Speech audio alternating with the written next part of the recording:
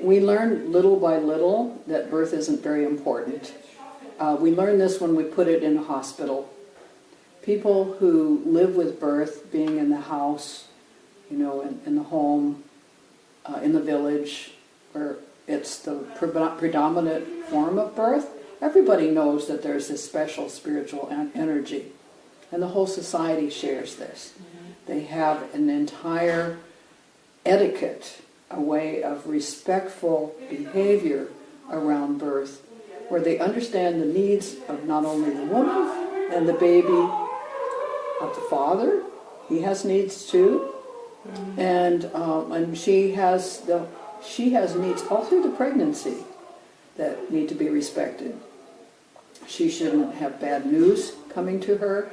People shouldn't try to frighten her because they know she's especially impressionable and vulnerable to suggestion.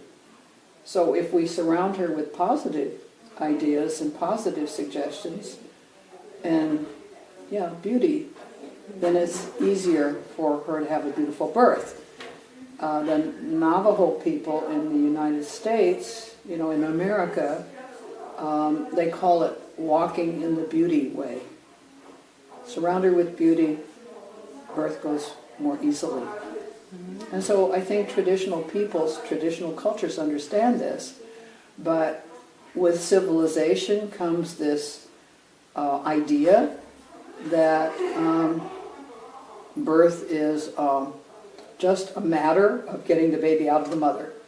What's the quickest, most efficient way to get the baby out of the mother? And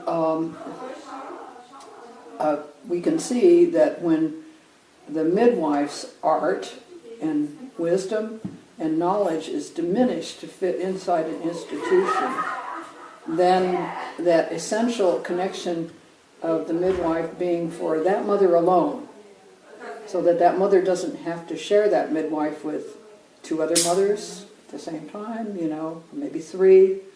In some hospitals, we've lost the idea of what a midwife is, and we forget that she's supposed to be one-on-one with the woman. But now it's just an assistant. Yeah, and that's why we need the doula. And so there's such a big difference between what the obstetrician, who plays the part now of the hero in the birth drama, the mother's role is she's a container for the baby, nothing more. She should sacrifice. She should be a perfect mother even though we treat her badly and harass her.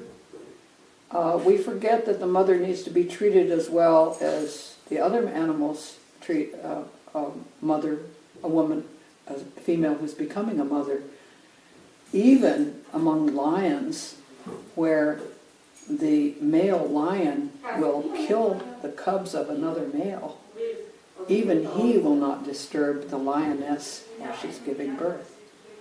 Human is the only one, and humans in civilized societies are the only one that think it's good to be harsh and interventive.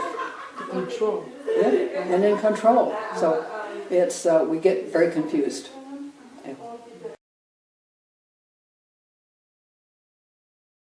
Well, yeah. I never counted, but maybe more than 1,000. Either I was the midwife or I was teaching someone else to be the midwife, or I was the mother. And in almost every birth you can learn something that you never noticed before. I think that's what people forget, is that even a midwife who's been at hundreds of births could see something new she never saw before. I always used to think if a mother could really get it, how much dancing could help in labor, the first baby, and to really move freely, they would all dance. And then I saw a Brazilian woman dance in a way I never dreamed I would see somebody dance. She did belly dancing with samba music. And even though she was having a baby that was almost 5 kilos, she seemed to have no pain. She just had so much fun. And that was beautiful to see.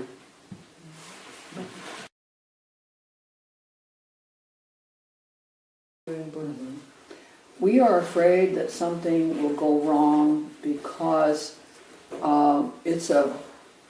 it seems to be a mood that's gone around on the earth in the last 10, 20 years. What if this? What if that? What if the worst case scenario happens? And that immediately leaps to our mind. We could just as much say, what if everything goes well? But we don't. It's a bad habit. It's like picking a scab. You know, when you're healing and then you want to pick it off too soon. You don't let it heal. We forget that fear has a power. So let's don't pay so much attention to fear. Why don't we be courageous? There's a saying of Buddha, the antidote to fear is courage. So if we see there's too much fear, well then let's be brave. And I think that's a good answer for the mother as well. But that doesn't mean, oh, we'll reject everything that's good about a hospital. A hospital could be a good thing. So let's don't think this is all perfect and that is all evil. It's more complicated than that. Normal too? No, there's something really wrong. And World Health Organization said in 1985, and I know the person who organized the meeting, and they had a consensus coming out of it, a near consensus that was going to say no country should have a cesarean rate higher than 10%. And the United States said, oh, we can't do it, we can't do it, we can't. So they said, okay, 15%. Well, there was a reason that the United States had that tantrum then and didn't believe it could be better, and that was because so few obstetricians there had been obstetricians long enough to know when the cesarean rate in the United States was 5%. That was in 1970. When that meeting was held, it was 1985, and already the cesarean rate was over 20%.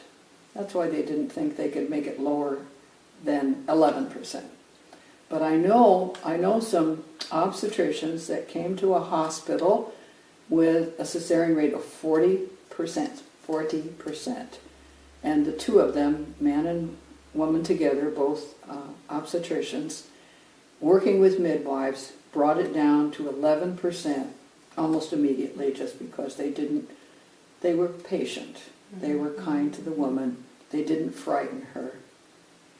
Yeah, but it wasn't reported then. It wasn't written and published in the medical journal, so that good example was lost.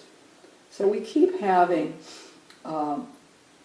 obstetricians who respect midwives, that know how to work with midwives, making a good example, but too often they're so busy with their work, and it's so hard for them to attend all the births, keep track of the statistics, fight off all of the fear that surrounds them, take care of their own families, their own health, that they don't get it written and published. Sometimes it doesn't get published because the editors of the journal don't believe it.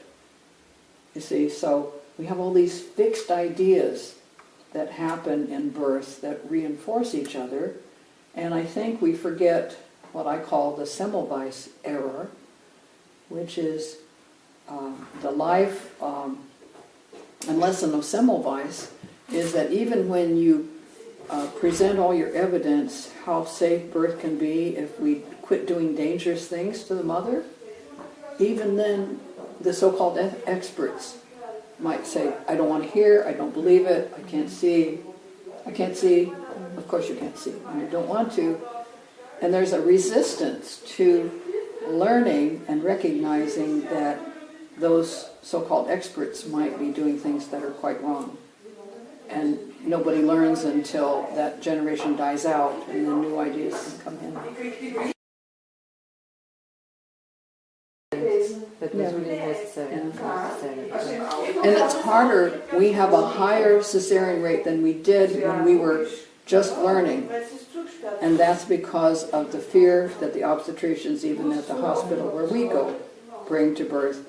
We can't keep it as low as we did in the beginning because we don't have that belief from them even.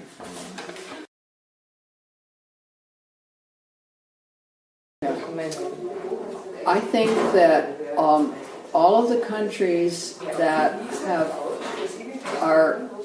have this deep belief that there's something wrong with home birth have to understand that home birth is the place where we get the knowledge about physiological birth. I know from so many countries that physiological birth doesn't happen so that medical students can see it, so that midwifery students can see it. So people are coming into midwifery, coming into medicine, they've never seen one. Never seen one. When that's true, then those midwives and those doctors can be doing things they think are safe that are actually making complications. So there will always be some women in any country that don't want to go to hospital. There will always be some women in every country who give birth too fast to get to the hospital. That's why there has to be somebody who's not afraid of home birth. And it's a human right for the woman to give birth with the person and in the place where she feels best. That we have to recognize that and not punish those people who will, knowing that women who can't get this choice will sometimes take it for themselves. These women should not be punished. It's a human right. It's a human right. Yeah. And even the European Court of Human Rights says so, according to Article 8 in the EU Charter, which pertains to the privacy of the family.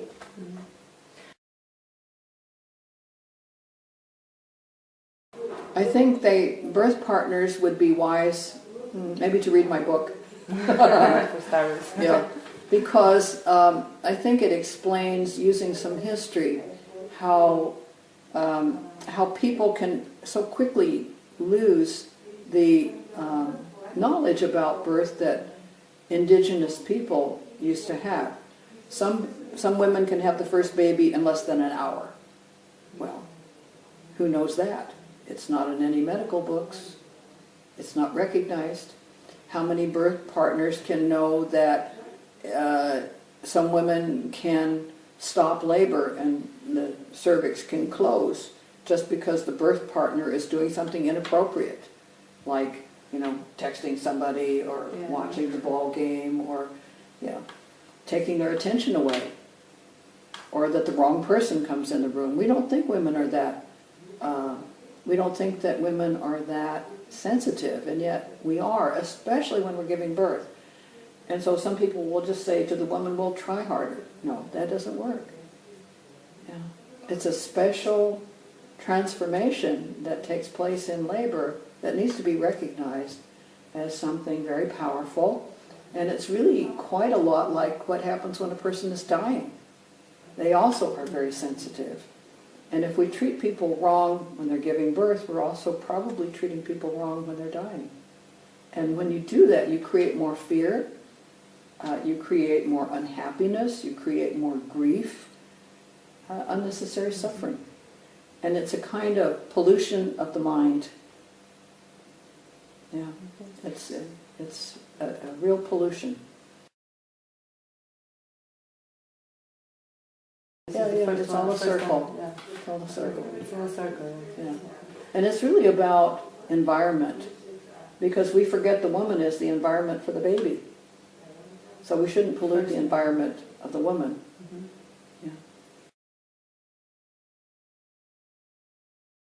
Yeah. Well, I had no training at all to be a midwife. I blossomed as a midwife in a very special way because there were no midwives in my country. The profession was eliminated decades before I saw my first birth. I never saw a photograph, I never saw a drawing of a birth, and yet I knew you shouldn't treat a woman the way I was treated in the hospital where I gave birth to my first child. When the midwifery profession was destroyed in my country, in came a lot of fear, in came a lot of ignorance, and in came a lot of greed. So I was of the generation that said, enough. They're crazy. I don't know how they got so crazy. I don't care. I'm not going there. It's not safe. And so even though I just had a master's degree in literature, that turned out to be a better preparation than first going to become a nurse. If I'd become a nurse first, I would have seen brutal birth, and I would have thought that's all that's possible. But since the first birth I saw, where the woman was giving birth in a little school bus in a parking lot, long story, I won't tell, she looked so very beautiful. And I thought, oh, a woman is supposed to have this mystic beauty. That's what I have to help every woman to. I have to treat her in such a way. Anything I tell her has to help her come to that place of mystic beauty, and then I'll know she's safe. And I'll also listen to the heart rate. I will also know how to help the baby if, the baby needs help in breathing, or if the mother needs help to not bleed too much. These are pretty simple things when we're not giving drugs. And little by little, I learned that the woman really has everything she needs in almost all cases. Birth is safe. We're made just right. Our bodies are just as good as those of the other mammals. Just have to trust ourselves. Have to trust nature. It's true, I now had some stories to tell that powerful words, the words we use when we talk about birth are powerful, and we should just use good language when we're talking about women's bodies. Don't name things ugly names. Yeah.